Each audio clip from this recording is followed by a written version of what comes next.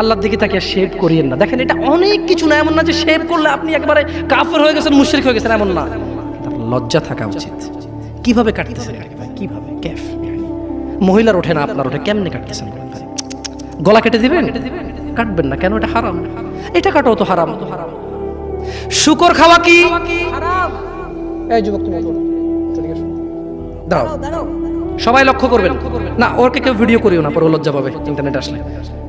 তোমাকে এখন শুকরের মাংস দেবো, খাবা? কেন খাবা না? জোরে বলো। আপনি শুকরের মাংস খাবেন? আপনি কুকুরের মাংস খাবেন?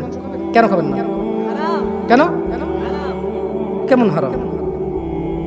শুকরের মাংস খাওয়া কি হারাম? এই এখানে তাহলে আমি বলছি না, কেউ কি রাজি হবে তার বোনের সাথে জানা করতে? কেন? কেন? কেন? কেন? তো নামাজ না পড়া কি? শুকরের মাংস খাচ্ছ না হারাম দেখে নামাজ ছেড়ে দিচ্ছ?